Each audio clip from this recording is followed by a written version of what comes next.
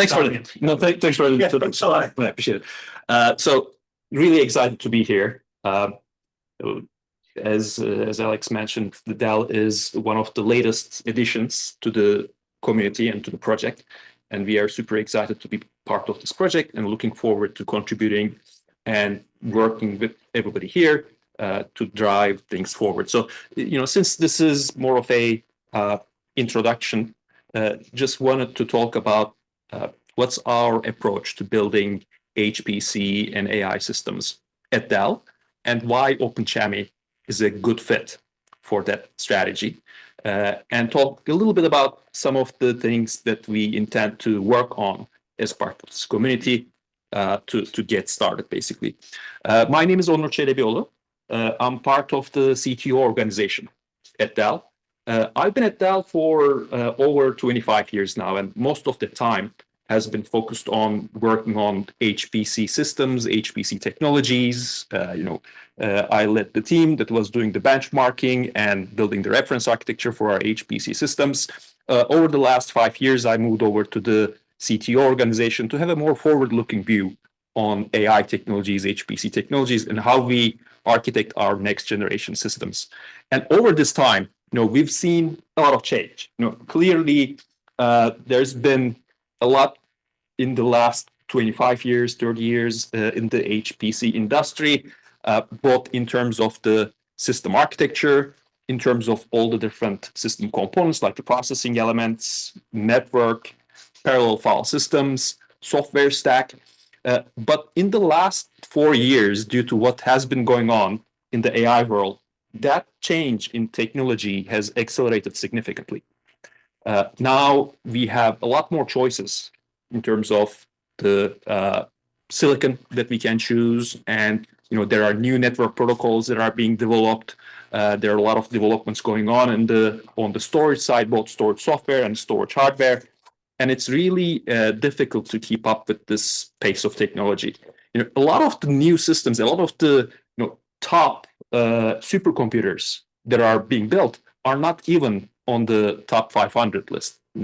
At Dell, especially, we've been at the forefront of this AI revolution, and we've been building these 100,000 GPUs, multiple 100,000 GPU systems, and the way that these systems are being built is different than the HPC systems in that, when we are building leadership class HPC systems, there's typically a pretty long design phase and, conversations on how the systems should be built. And then there's a long acceptance phase in terms of benchmarks. These AI systems are, going from initial conception to, full production in a matter of weeks. So it's really a different scale and different pace. So the way that we can keep up with both the pace of technology development as well as the pace of how these systems are being deployed is to adopt standards and open source. So that's why we have built the strategy for our HPC solutions and AI solutions on open source technologies as well as industry standards. And that starts at the hardware layer. So not just open source software, but open standards in terms of hardware. So, if you look at it from bottom up, thinking hardware is at the bottom, and then, you have the frameworks and applications on the top. At the bottom, you have, ORv3, DCMHS, Open Compute Project standards. On top of that, you have the operating system, and typically we leverage standard Red Hat, Ubuntu operating systems without any kernel patches or operating system customizations, so that we can bring the latest in developments at the OS layer to our customers directly for taking advantage of new security updates, or being able to adopt the latest drivers at the fastest way. On top of that, you have different frameworks. In the AI world, we deal a lot with PyTorch, Triton. In the HPC world, obviously, MPI and various abstraction layers. And then also on the networking side, we have been deploying InfiniBand-based systems for many, many years. There are new developments in the industry like the Ultra Ethernet Consortium that we are a member of. And the reason we are investing in these kinds of technologies is to make it easier for us to adopt new technologies when they come out. If we were having this conversation, 5 years ago, 6 years ago, we only had to think about a couple processor vendors and one GPU vendor. But now we have CPUs and GPUs from multiple vendors, domain-specific accelerators, other silicon that we need to consider. And all of this needs to come together in a liquid-cooled form factor. So doing this wouldn't be easy if we didn't have some sort of standards. So adopting these industry standards allows us as system manufacturers to be able to bring the latest technologies to our customers in the fastest way. And we believe that this also allows our customers to be able to go from one generation technology to the next generation technology in the fastest, easiest way.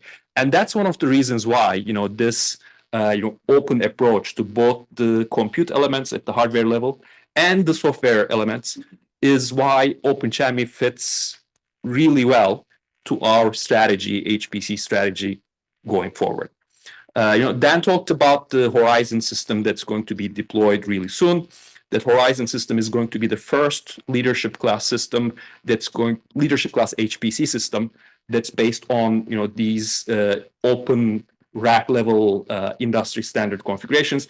Obviously we have been deploying hundreds of thousands of GPUs with those systems for some of the non-HPC AI use cases. And then after that, the other big system that is going to incorporate those technologies is the NERSC Doubtness system, which was announced in May by Secretary of Energy, along with Jensen and some of the Dell executives, that we're going to build pretty soon here. And that system is going to be managed by our Omnia open source software stack that is being enhanced with OpenCHAMI. So we are also taking advantage of this opportunity to collaborate with NERSC and the OpenCHAMI consortium to build the Doubtness system based on a fully open source software stack and manage it using OpenCHAMI and Omnia. If I spend a couple minutes on Omnia, so the background of this is we actually had a need in our own labs here in the Palmer campus, just 6 miles to the east. I don't know which way is east because I walked around so much in the building. Let's say this way, 6 miles to the east. And we were building and tearing down a lot of systems in the lab for our own testing and development purposes. And this involved building traditional HPC systems, LRM systems, as well as Kubernetes-based systems to do more AI-related work, as well as data analytics systems for things like Spark and Hadoop and those kinds of clusters. And we decided to build a fairly simple tool to be able to quickly bring up and tear down these systems. And that turned into the Omnia project. We decided to open source and contribute that to the community and keep on developing that so that that becomes the software stack that we use for building these large-scale HPC systems and AI systems. And the idea was to be able to do both Slurm and Kubernetes from the same management plane, such that if the needs change in the future, nodes can be moved from the Slurm partition to the Kubernetes partition, and vice versa. If you look at the architecture of the stack, we try to build this in a modular way as much as possible. So at the bottom, you see the operating system layer. And what Omnia does is it basically installs a pretty minimal operating system. In the beginning, this was using Cobbler. Then we moved over to XCAT. And the natural next step for this is to be done by OpenCHAMI. On top of that, we have some Ansible recipes that configures the system. And if you look at the Omnia repositories, you'll see different Ansible recipes that does the configuration of the compute nodes, but then also the network and storage and other components as well. So it's basically a collection of Ansible recipes that go on top of that minimal OS image and does the configuration. And then the idea is that on top of that, for the user libraries, user codes, the user would bring in containers. These could be containers from NVIDIA with their NIMs. These could be OpenHPC containers that bring in some of the OpenHPC packages, or any sort of custom container that the user may bring. So the idea was that let's not create a fully opinionated stack. Let's install a base OS image. On top of that, let's use pretty standard Ansible recipes to configure them. And on top of that, we can bring in various containers. And then the installation today is only disk-full, stateful installation.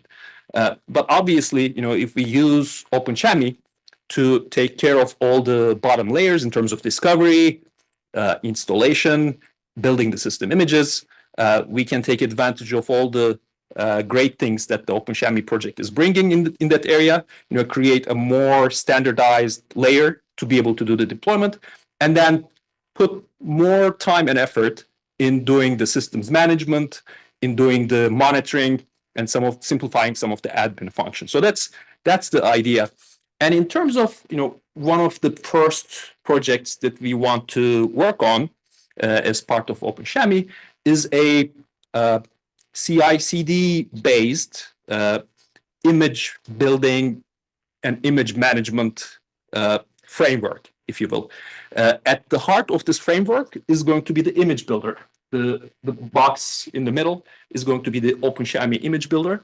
And we want to build a GitOps-based automatic image creation and testing framework such that for different system images, this could be for different node functions in the system, or Dan was talking about, how many system images that they need to manage. There are images for nodes, there are images that go on top of the VM, there are images within images.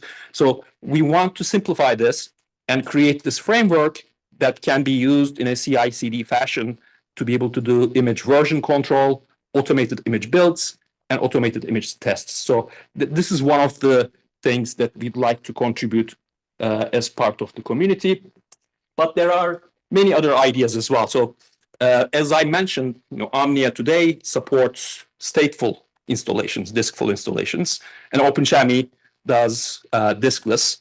Obviously, both have advantages and disadvantages.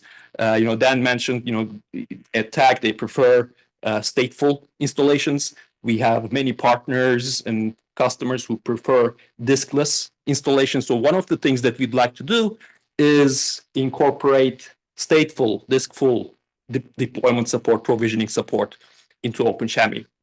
The other area is in the realm of vendor independence or being vendor agnostic. In the Magellan discovery code, we would like to incorporate Redfish APIs for node discovery, so that we can discover a diverse set of hardware independent of who the vendor is, who the hardware provider is. We believe that this is going to help enhance our users' capability to move from one architecture to the other, as well as potentially one hardware provider to the other. And then the third area that we want to focus on is scalability, doing more scalability testing, doing more stability testing at scale. I believe most of the testing on OpenCHAMI today is being done on virtual machines to simulate larger environments. We want to work with the community and provide resources and hardware and people resources to be able to do testing at scale using bare metal systems and really help improve and test out the scalability of OpenCHAMI. So these are some of the main areas that we are focusing on initially on day one. And in terms of Dell's participation, we will have a engineering team, our software engineering team that's working on Omnia, participating in the technical working groups and contributing code and working on some of these projects. We also have two of our team members, Luke Wilson and John Lockman, who are on the phone. They couldn't be here today, unfortunately. Luke is part of the advisory board, and John is part of the technical steering committee. So we definitely would like to take an active leadership role in the community. and help with these projects. The other is, as I mentioned, we'd like to make this very open and drive anything that would help OpenCHAMI be vendor agnostic. And then we also want to be able to contribute what we have already done in Omnia back to OpenCHAMI. So we are very open about the Omnia repositories, and we believe that there are opportunities to leverage what has been done in Omnia in some of the OpenCHAMI projects and directions as well. So that's what we would like to focus on initially. As I said, super excited to be here, super happy to be here. Just to re-emphasize, being part of OpenCHAMI is very well aligned with our direction and strategy within HPC, and looking forward to collaborating and working together with all of you in this room.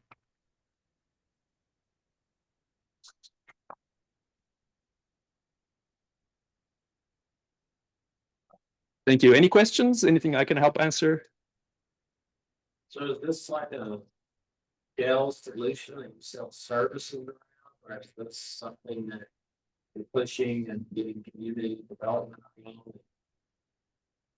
Benefiting Dell partners, or what's the structures for Omnia? So, repeat the question. oh, sorry. So I think the question is, what's the structure around Omnia? Is this something that you sell support licenses around? Is this something that's just a community project that allows collaboration and community development? And I think it's both. So we do have a support offering for customers who would like to have a fully supported offering, but Omnia is free and open source. So we also had folks that were interested in using pieces and portions of it. People say, hey, I have my own provisioning, operating system provisioning solution. I'm not interested in the whole Omnia package. Can I just use these Ansible recipes so that I can get started on configuring my systems quicker? And we are very open with that as well. But the vision is that this is going to be a full product offering with additional value add that we can layer on top of what's standard, leverage the open source industry standards, and for customers who would like a fully supported offering, offer support SKUs as well. For the CICD image build and test, how would test and promote sharing of their unique images? So you test it and promote it. I guessing you're employing something promoting it. Okay. So the question was for the automated image building. What mechanisms are we using? Basically, there's a test phase and there's a deployment phase. Did I get your question correctly? Yeah. What are you using around that? You deploy and promote. I am not well versed in the implementation details of the project, but we can definitely have a one-off session and go much deeper into that project with our team that's architecting and leading that. I mean, the idea is to have a version control system and automation with GitOps, basically, around building, testing, and then pushing into production. Just, if I may, please. The tutorial tomorrow, we're going to go through some of the cobbled together stuff that we're doing at LANL. And I say cobbled together because it just feels easy for the way that we're doing our image promotion. And so if you're interested in that, but I don't think that the way we're doing it is something that works outside of LANL right now. And so I think that there's stuff that we can share as Dell works through, but this is one of the great things about having a community like this is we can all work together. Exactly. We also have here Broadwing, which is a consulting company that's done a lot of work with DevOps and CI/CD for lots of things. And so they're going to be a part of this as well to help kind of figure out how we might want to do this all together. But yeah, we're really looking forward to having a Dell recipe for how to do this. Great. Let's say I think to make some improvement or generation, how likely it can read that money changes are going to be supported on the next release of Omnia? So the question is, if somebody was to implement an improvement and change to Omnia, how likely it is that the next version of Omnia is going to support that? In the past, we had a more layered or we had an approach where we were releasing at a given time frame, saying this is the only thing that we support. But now the project is being developed in the open, like other open source projects. So you can, of course, submit your improvements and changes, and then it's going to be prioritized with the rest of the changes that have been submitted and reviewed and approved. So it's not that different from some of the other open source projects that are managed. But the idea here is not necessarily, this is not necessarily centered on Omnia. Obviously, we will continue building Omnia, but we want to make sure we incorporate and integrate OpenCHAMI with Omnia and work with OpenCHAMI as the base, and then pull in any features that are needed from Omnia to OpenCHAMI.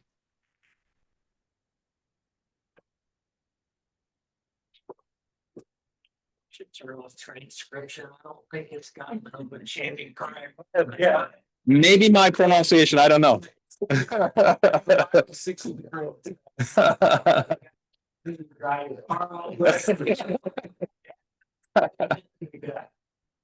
All right, thank you. Thank you.